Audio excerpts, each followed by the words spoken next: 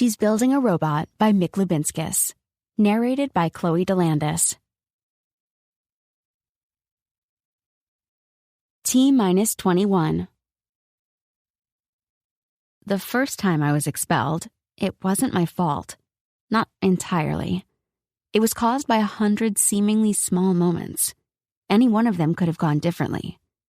But they didn't. The moment that started it all off was an increasingly noisy Friday afternoon in computer science. "Okay, fine. Books away. Let's do a challenge," said Mrs. De Silva. "Here's a logic puzzle.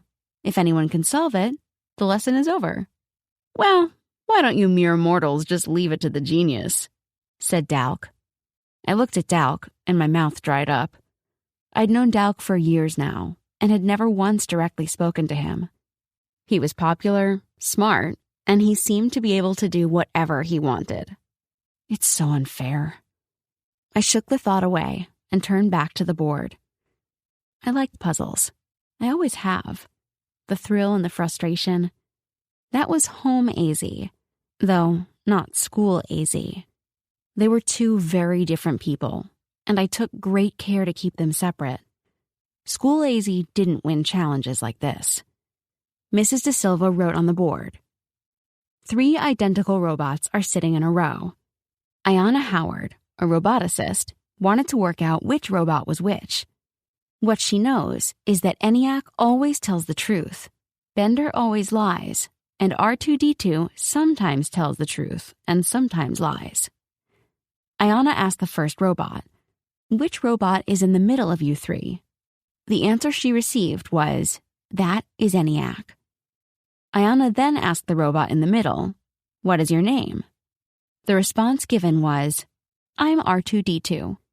Ayana turned to the robot on the right, then asked, "Who is that in the middle?" The robot replied, "That is Bender."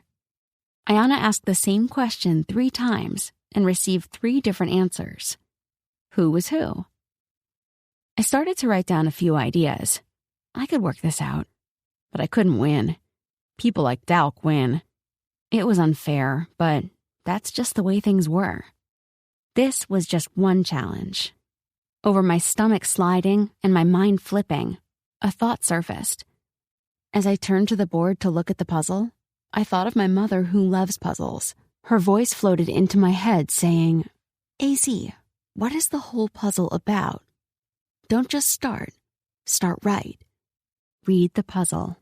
Think. Read the puzzle. Think. Read the puzzle." "Don't fret, my people," said Dalk. "Everyone will be cheering my name, just like every time I win our robot building competition." A few of my classmates were looking out the windows. I leaned into the paper on my desk. Thoughts bounced against questions, and suddenly, I had the answer. But, as usual, I wasn't going to say anything. I was going to keep it to myself. Then, from some far-flung corner of the universe, a new sensation entered my stomach and made itself at home. It was bold and felt good, but also scary. I straightened my back and lifted my head. "First is R2-D2, second is Bender, third is ENIAC," I said, loudly and clearly. Silence. Then someone gasped. What just happened? Did I really just do that? "What? No way," Dalk said. "I don't think that's—" "She's right," interrupted Mrs. De Silva, smiling. "Oh, come on. AZ beat me? I've never lost a challenge. Did you give her the answers or something?" Dalk said. Mrs. De Silva stopped smiling as she walked down the aisle to Dalk. "I beg your pardon? Watch how you speak to me, young man. I don't care whose son you are. I certainly did not give her the answer. And it's pronounced AZ, not AZ." She looked down at Dalk's work. "She got it right before you, and that's all there is to it." Dalk scowled at Mrs. De Silva, and me in turn. I looked around and saw people's expressions shifting between smiling at her and sneaking a worried peek at Dalk. With his face turning red, Dalk knocked his chair over and walked out the door.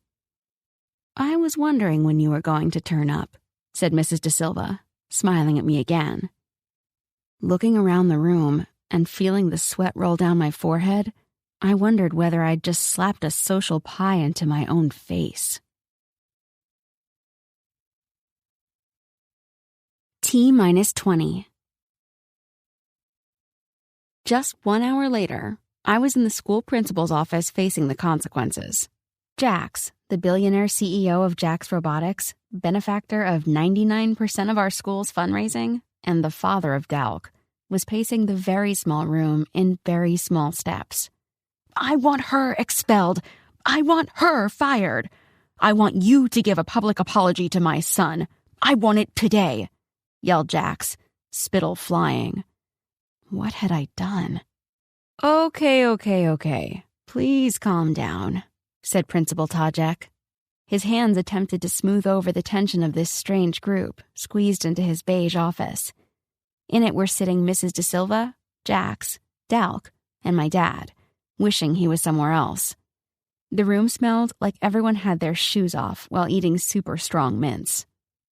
"Impossible! I cannot calm down. My son's honor, my family's honor, my honor has been torn to shreds by some unqualified hack and a clear cheater," Jax yelled, slamming both fists on the table 3 times, knocking over a plastic cup full of chewed pens. "Your son made an unfounded accusation, and his behavior was completely inappropriate," Mrs. De Silva said, arms folded. "And quite frankly, it's about the 100th time. And if he wasn't—" "Impossible. My son would never act like that unless provoked. You must have provoked him. And to think that this little girl could actually have beaten my son at anything remotely intellectual is impossible," Jack said. He held up 3 fingers and counted them off while pointing. "I want this teacher fired, this girl expelled, and an apology from everyone involved." "Okay, I'm sure we can work this out. AZ, why don't we start with you apologizing to Dalk?" Principal Tajek pleaded. I opened my mouth to apologize, and at the last possible moment, after the first sound escaped my mouth and the churning began in my stomach, I stopped. Why should I apologize? I looked at my dad and could tell by the tortured look on his face that he wasn't going to be leaping to my defense anytime soon. My mother worked at Jax Robotics, and Jax was her boss's boss's boss. Dad knew Jax fired people for looking at him the wrong way. As the family breadwinner, we couldn't afford her to lose her job. She was probably lucky he didn't care about employees, so he didn't recognize our last name. Instead, Mrs. De Silva stepped up. "Apologize for what? For beating him? Do you know what he does when he gets first place on a test or wins an award? He struts. He actually struts up and down and tells everyone within shouting distance that he's the best. But this time, he lost. AZ beat him, fair and square. He lost, and she should not apologize for beating him." For the second time that day, I felt a moment in my life about to flash by. I'm not doing what I'm supposed to be doing. I pictured my mom when she was being defiant and slowly folded my arms. Part of me had had enough. I've hidden my feelings and thoughts for too long. I've put up with this kind of abuse, smiled, and stayed out of trouble. I don't want to live like this anymore. Another part of me was also petrified. In this world, if you stick your neck out, it gets kicked. If you try and fail, you're a loser. You can put all the positive attitude messages on cute pillows you like, but it doesn't change a thing. I surveyed the room. Principal Tajek just wants all this to go away, but needs Jax to be happy. Would prefer if Mrs. De Silva resigned and I moved away. Mrs. De Silva won't back down, but doesn't want to lose her job. Wants me to stand up for myself. Dad doesn't want his wife fired. Wants me to make peace, but doesn't want me to lie. Wants everyone to be happy and to be meditating. Jax wants to win. Wants his son to win. Wants everyone else to get out of the way. Dalk wants his dad to know he's still the best and to stop yelling at him. Wants me to be wrong and to beat me. What about me? What do I want? I want it to go away. I want no stress, but I also don't want to be bullied all the time.